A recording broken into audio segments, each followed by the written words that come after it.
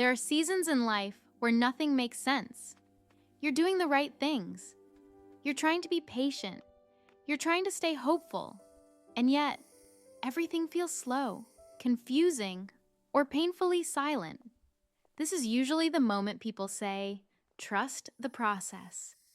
But those words can feel empty when you're in the middle of disappointment, unanswered prayers, or plans that didn't work out the way you hoped.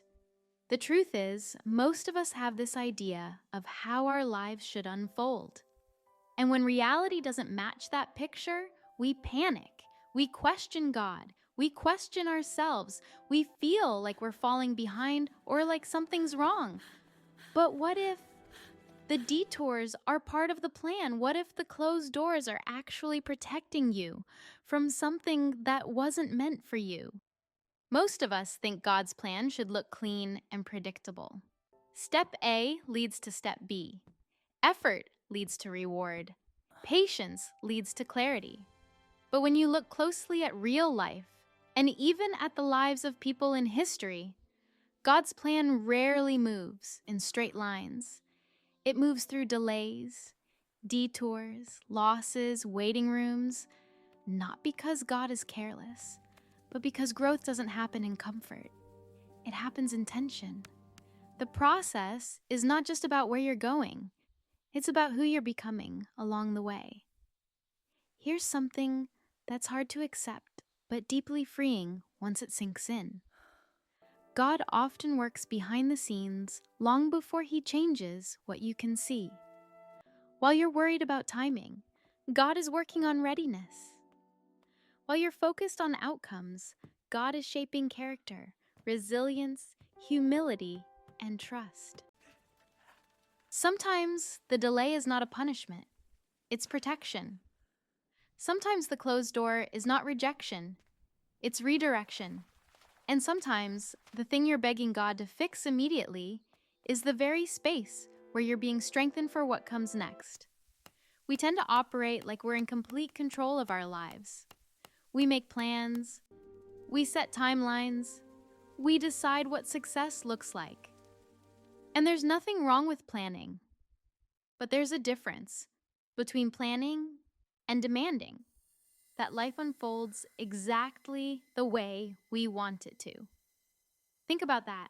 You can plan all you want, but ultimately, the direction your life takes isn't entirely up to you. And honestly, that's a relief. Because if you're like me, some of the things you wanted desperately a few years ago would have been disasters if you'd actually gotten them. Looking back, you can probably see how certain rejections or disappointments actually worked out in your favor. The problem is, when we're in the middle of it, we can't see that. We just feel the frustration, the confusion, maybe even the anger. And that's normal. But that's also where faith comes in. I can't do this anymore. No, I have to keep going. Trusting that there's a bigger picture you can't see yet. So, what does it actually mean to trust the process? Because I think we throw that phrase around a lot without really defining it. Trusting the process doesn't mean pretending things are fine. It means learning how to stand when things are not. It means accepting that you don't really have all the information. You don't know what's coming 6 months from now. I wonder if things will ever change. Maybe it's time to move on. Or what would have happened if you'd taken that other path. You're making decisions with limited knowledge, and that's okay. It means surrendering to the outcome. I don't mean stop trying or stop caring. I mean stop strangling the life out of your plans by trying to force everything to happen on your timeline. There's a difference between working towards something and being so attached to a specific result that you can't adapt when things change. It also means staying faithful with what's in front of you right now, not obsessing over what you don't have or where you're not, but being present and doing what you can with what you have today.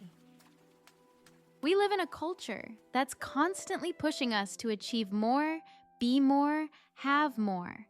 But sometimes the most productive thing you can do is just be where you are and trust that you're being prepared for something you can't see yet. Let's be honest. Waiting is hard. Trusting the process sounds nice in theory, but when you're actually in a season of uncertainty, it can feel unbearable. Maybe you're waiting for a breakthrough in your career. Maybe you're waiting to meet the right person. Maybe you're waiting for clarity about what you're supposed to do with your life. And every day that passes without an answer feels like you're just stuck. I get it. And I'm not going to tell you to just be patient and everything will magically work out. Life doesn't work that way. But here's what I will say. The waiting isn't wasted if you use it, if you're learning something about yourself, if you're growing in your faith, if you're developing skills or character or perspective that you wouldn't have otherwise, then it's not wasted time. The problem is, we see waiting as this passive, frustrating thing. But what if waiting is actually active? What if it's a season where God is doing something in you that couldn't happen any other way? God's better plan often doesn't look better at first. It may involve letting go of something you were attached to. It may mean outgrowing people, places, or versions of yourself that once felt safe. It may require patience when you're ready to move, or action when you're tempted to hide. But God's plan isn't designed to keep you comfortable. It's designed to make you whole, and wholeness takes time. So how do you actually trust the process when you're in the middle of it? You stop measuring God's faithfulness by how fast things change. You stop assuming silence means abandonment. You stop thinking that confusion means failure. Instead, you learn to show up anyway. You pray even when the answers feel distant. You do the next right thing, even when the full path isn't clear. Practically speaking, what can you do when you're in a season of trusting the process and it feels like nothing is happening? 1. Shift your focus from what you're waiting for to what you're becoming. Ask yourself, who am I right now? What kind of person am I in this season? Am I growing, or am I just complaining? Am I using this time, or am I wasting it being bitter? 2. Look for what you can learn. Every season, even the hard ones, has something to teach you if you're willing to pay attention. Maybe it's patience. Maybe it's humility. Maybe it's learning to be content even when things aren't perfect. 3. Stay consistent with the basics. Pray. Read. Show up for the responsibilities you have. Do the next right thing even when you don't feel like it. Obedience in the small, boring things builds the foundation for what's coming next. And 4. Let go of bitterness. If you're holding on to anger about a closed door or a disappointment, it's only hurting you. Not the person who rejected you, not the situation that didn't work out, you. Forgiveness and release are for your benefit, not theirs. Here's the perspective I try to come back to when I'm struggling with trusting God's timing.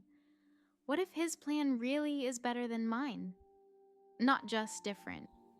Not just good enough. Actually better.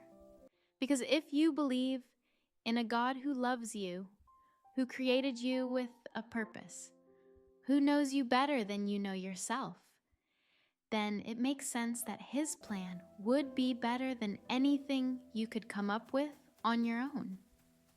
The question is whether you actually believe that. Because if you do, then trusting the process becomes less about blind faith and more about logical trust. You're trusting someone who has more information, more wisdom, and more love for you than you have for yourself. So when you're frustrated because things aren't happening fast enough or the way you wanted, remember that you're not forgotten. You're not being punished. You're being guided by someone who sees the whole picture. When you're in a season where life feels uncertain, heavy, or delayed, know that this is not wasted time. This is not the end of your story. And this is not God forgetting about you. This is the process doing its work.